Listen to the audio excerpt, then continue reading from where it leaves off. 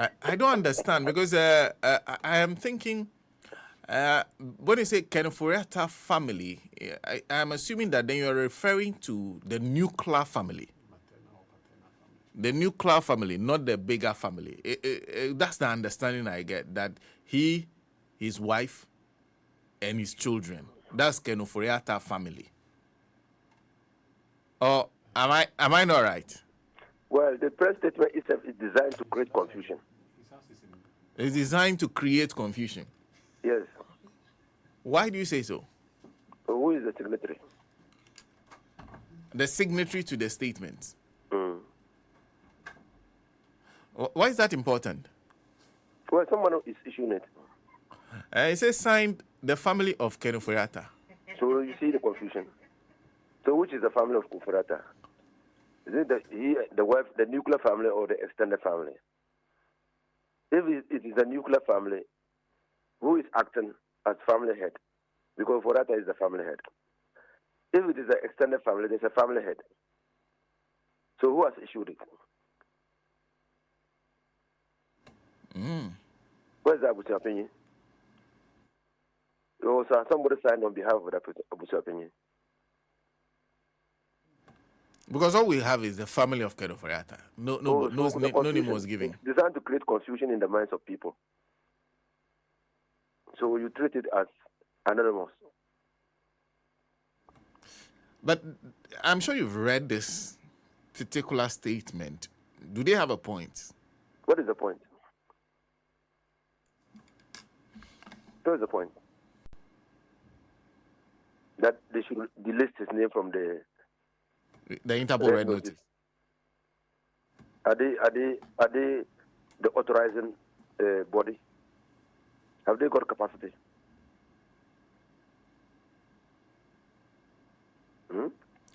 Like you're suggesting that once, if I've been put on the red notice, I cannot write to Interpol to say that based on these grounds, I think that I've been wrongly placed on the notice.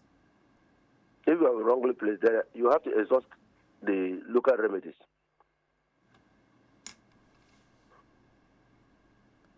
It's an international body. So if you think that you have already wrongly placed on the red notice of the Interpol, you exhaust local remedies. You mean there are no local remedies?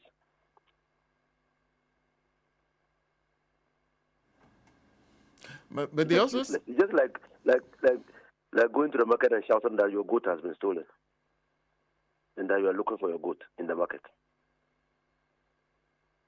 It's noise. It's noise. It's noise. It's just noise. Because if you read the statement, they're also saying we're currently in court, before the Human Rights Court. The OSP has disregarded all this process. So you are currently in court on the basis of human rights. Has the court pronounced? Are they in court challenging the authority of the special prosecutor to issue a red notice alert? It's on defamation. So why has the court pronounced that the OSP has defamed Ofori-Atta? But that's their point, that the OSP should have waited for the court to make a pronouncement before going on this tangent again. Where is the injunction? Which court says that the OSP should have waited? I mean, how can you even be thinking that way? That's why the letter is designed that way. Because the OSC is performing a duty mandated by law. It is the law that gives the OSP the power to do what it is doing. Until you can demonstrate that the OSP is acting ultra vires outside the powers conferred on it by statute, you can't stop the OSP from so acting. This is basic law.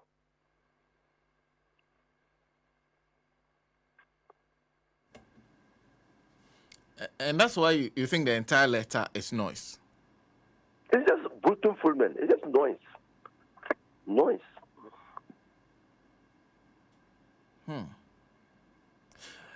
What were they supposed to do? I've told you already. Exhaust local remedies. You think that Ofori-Atta should not have been listed? You go to court to demonstrate to the court that what the special prosecutor has done is either not within his powers to do so, or it's added malafide, in bad faith. And so the court should strike out or direct the OSP to strike out the red notice alert. That's what you should do. So you are going to call for a judicial review of the administrative decision of the OSP.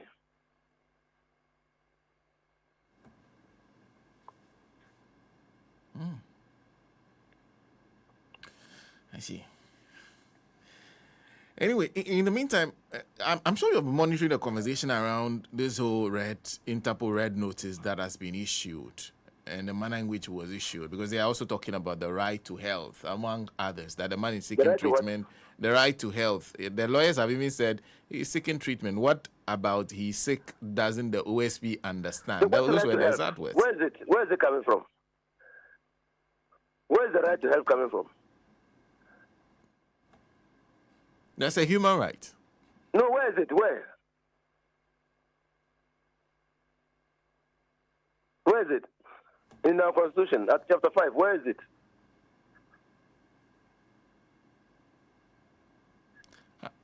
Is that not implicit that everyone has the right to seek health care? Well, he's seeking health care, but everybody knows that there is no law that prevents an investigative body from investigating somebody who is sick. Everybody knows that. Again, that is law 101, criminal law 101. So if the fact that a person is sick does not in any way operate to prevent an investigative body from investigating that person, they just have to use reasonable care to ensure that in investigating that person, they don't aggravate his health condition. But nothing prevents them from investigating that person.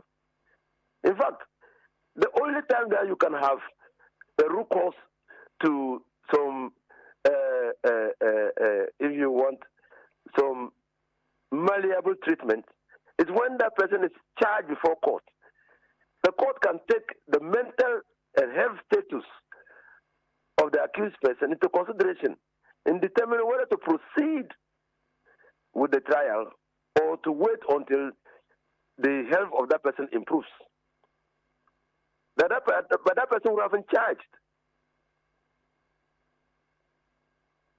But there's nothing that prevents. It's universal. It's universal. In this country, haven't you seen investigative authorities investigating people who are in wheelchairs? Yes. Don't you see that when the police is investigating someone and that fellow is sick, and they go to the hospital and they are keeping watch over that person? Then you see, recently, went to me didn't want to me say he was sick. Did it prevent Iyoko from investigating him?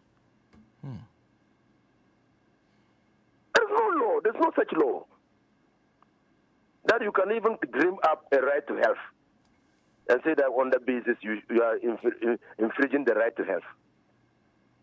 It's just to what I can't even mention the word.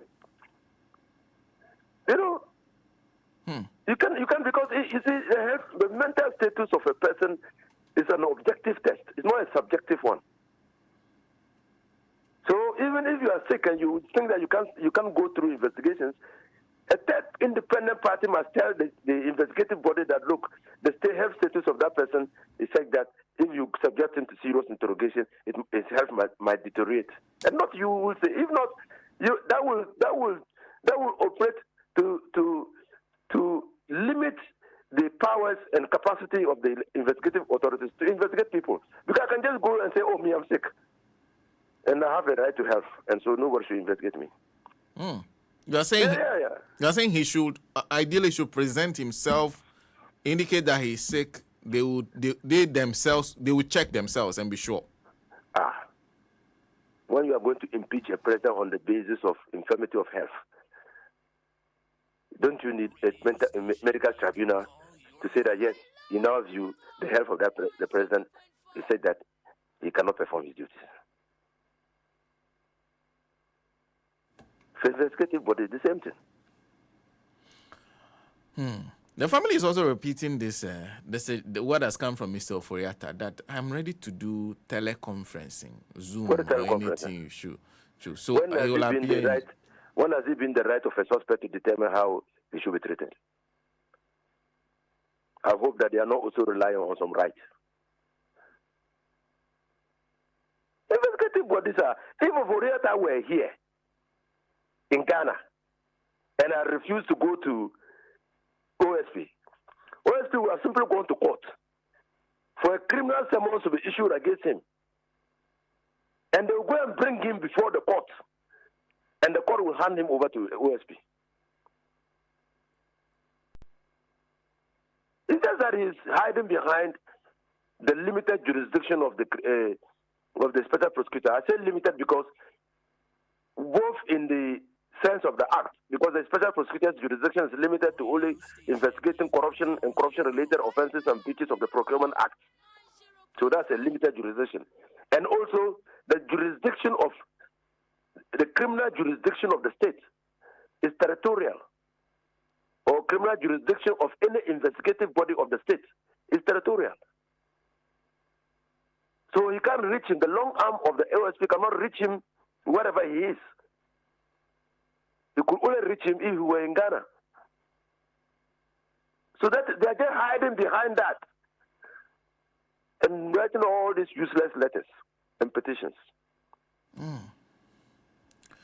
Let me conclude by asking you whether you agree with those who are saying what he's been doing is seeking special treatment. That I am special. This is what I want you to do for me. I want to dictate how I am interrogated, in what form, and I will choose when to appear. That this is a man seeking to be treated specially because he sees himself as special. But he's not entitled to any special treatment. That's number one. Because of what is in the Constitution. I think it's Article 17 or so. So he's not entitled to special treatment. Equality before the law is equality before the law. There's no derogations. The fact that you were a former finance minister does not, or a cousin to the former president does not in any way entitle you to any special treatment. So that's the first thing. The second thing is that he's just exploiting the situation. It's not any special thing. He's just exploiting the situation. He knew. I have reason to believe that he knew that this change of government would bring him before the investigative bodies of the state. He knew. So that's why he left this country before even this country was sworn in. I can tell you that if he was leaving this country after the 7th of January, he wouldn't have been permitted to leave this country. He knew.